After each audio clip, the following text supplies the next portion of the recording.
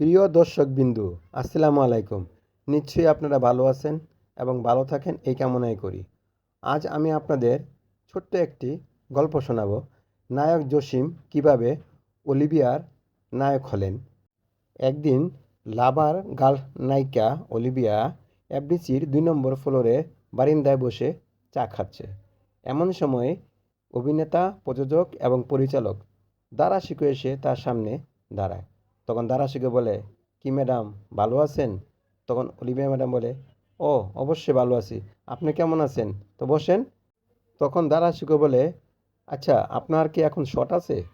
তখন অলিভিয়া বলে, না আমার এখন কোনো শট নাই, 1 ঘন্টা পর আমার শট দিতে হবে, এখন আমি বিরতিতে আছি। তখন দারাশিকো বলে, তা যাক, 1 ঘন্টা যেহেতু সময় আছে কিছু কথা বলা যাক। তখন অলিভিয়া বলে, আচ্ছা দারাশিকো ভাই, আপনার হাতে কি এখন কোনো ছবি আছে? তখন দারাশিকো বলে, না বর্তমান কোনো ছবি নাই, তবে একটি ছবির কাজ শুরু করব এবং ছবির নাম চূড়ান্ত হয়ে গেছে এবং কলাকুশলও এক পর্যায়ে ঠিক হয়ে গেছে। তো আমি আসছিলাম আপনার কাছে এ ব্যাপারে আলোচনা করতে। তখন অলিভিয়া বলে, আমার সাথে আলোচনা করবেন, কারণ বুঝতে পারলাম না। তখন দারাশিকো বলে, আমি বলতেছিলাম কি, যে আমি যে ছবিটি নতুন কাজ করতে যাচ্ছি সেই ছবির নাম হলো কালাখুন, এবং সেই ছবিতে আপনাকে আমি নায়িকা হিসাবে এবং প্রধান নায়িকা হিসাবে নেব। কারণ আপনাকে নিয়ে তো আমি কোনো ছবিতে কাজ করি নাই, তাই আমার ইচ্ছা হয়েছে যে আপনাকে নিয়ে আমি এবার আমার কালাকুন ছবির প্রধান নায়িকা চরিত্রটা আপনাকে দেব। আমার এই ছবিতে 2 জন নায়ক থাকবে, একজন হলো ফারুক সাহেব, আরেকজন হলো জসিম। জসিমের ডাবল রোল থাকবে। আমি আপনাকে যে কথাটা বলার জন্য আপত্তি করতেছি সে কথাটা হলো কি, আপনি জসিম ভাইয়ের বিপরীতে নায়িকার চরিত্রে অভিনয় করবেন। এখন আপনার মতামত কি?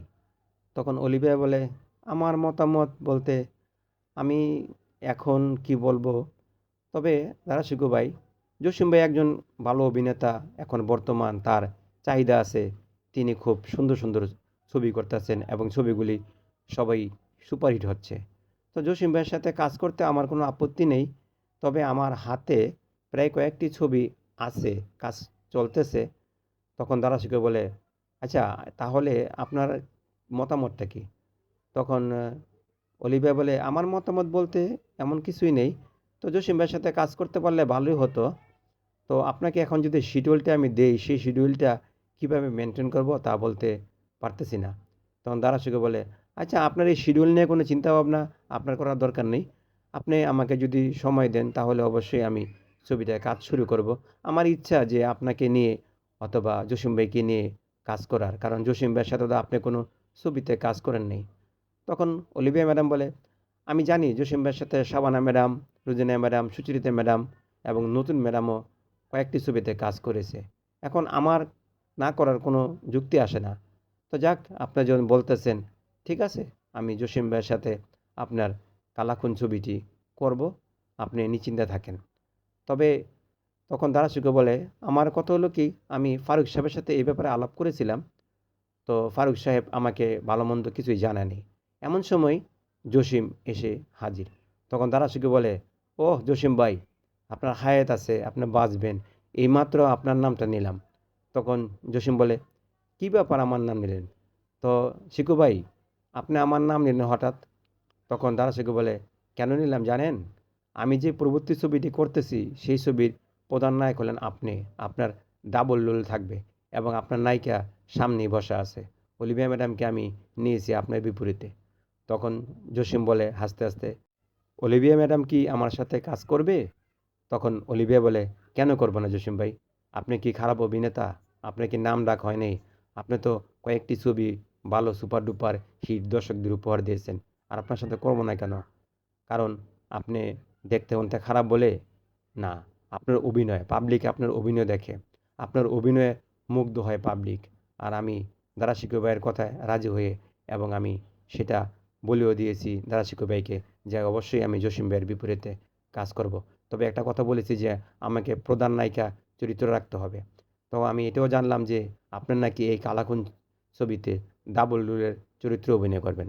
তখন জসিম বলে, আমি এই সম্বন্ধে জানি না, তো শিকু ভাই আমাকে কখনো বলে নেই, হঠাৎ করে আমার সামনে পড়ল তাই বলল।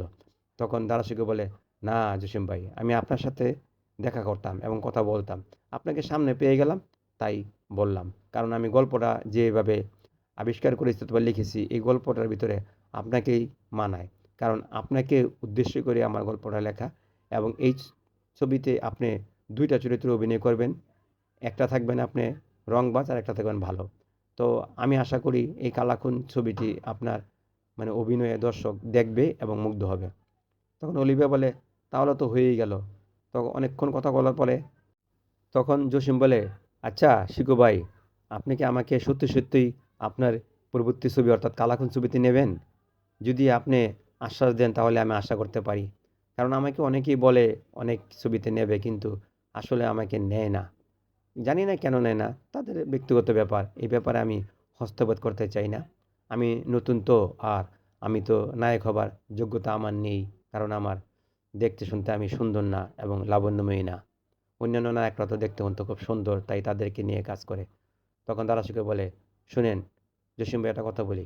আমি কথা দিয়েছি আমার ছবিতে আপনাকে নেব, নেব। এটাই ফাইনাল। তখন দারাসুকে বলে, আপনি এই নিয়ে কোনো চিন্তা ভাবনা করবেন না। আজকে রাত্রেই আমরা এই ছবির মুহূর্ত করব এবং আপনাদের সাইনিং মানি আমি দিয়ে দেব। এবং অলিভিয়া ম্যাডামকে বলে, ঠিক আছে, আজকে রাত্রে আপনাকে আমি একটা ফোন দেব, সেখানে চলে যাবেন। আমরা এই কালাকুন ছবির মুহূর্ত করব। আমি এখন সরাসরি ফারুক সাহেবের বাড়িতে চলে যাব। তখন জসিম বলে, দারাশিকো ভাই, আমি কিন্তু আশায় থাকলাম, আপনার ফোনের অপেক্ষা থাকলাম। আপনার গল্পটা এবং আপনার নামটা শুনে আমার কাছে খুব ভালো লেগেছে। আশা করি আপনি আমাকে, হ্যাঁ, আপনার ছবিতে রাখবেন। কারণ এতটুকু আশা আমি করতেই পারি।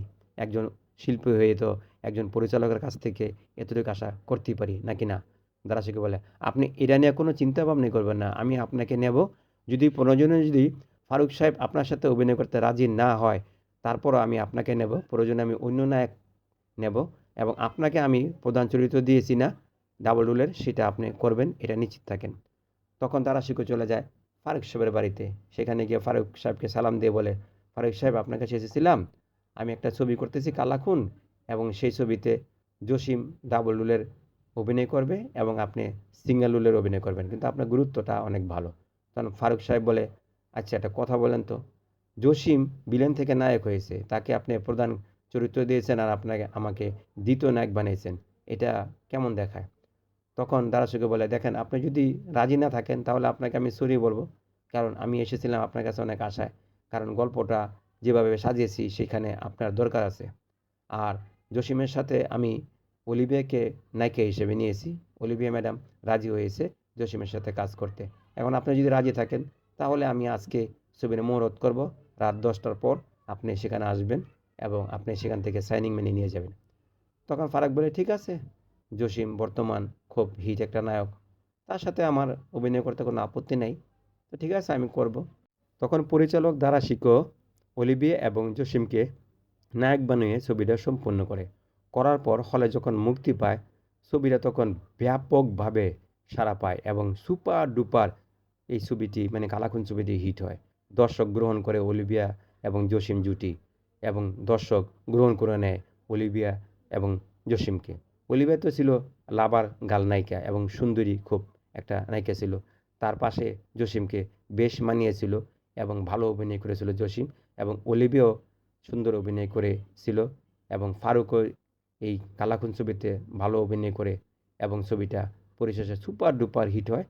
তখন পরিচালক বলে, আমি বলেছিলাম না জসিম ভাই, এই ছবিটা আপনার হিট হবে, সুপার ডুপার হিট হবে। দেখছেন আমার কথা মিলল? জসিম বলে, আপনাকে ধন্যবাদ। তো দর্শকদের আমি ধন্যবাদ দিই, কারণ আমার এই কালাকুন ছবিটি এবং অলিভিয়াকে আমার পাশে দেখতে তারা খুব আনন্দ উপভোগ করেছে। আমি ছবিটা দেখতে গিয়ে আমি দেখেছি। তো যাক, অলিভিয়াকেও ধন্যবাদ, ফারুক ভাইকেও ধন্যবাদ, আর আপনাকে তো ধন্যবাদ না দিলেই নয়।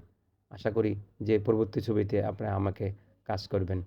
তাই দর্শকদের উদ্দেশ্যে আমি কিছু বলতে চাই যে, দর্শকবৃন্দ, আপনারা আমার এই ছবিটি দেখেছেন, আমাকে গ্রহণ করেছেন, অলিভিয়া ম্যাডামের সাথে নায়ক হিসেবে আপনারা মেনে নিয়েছেন।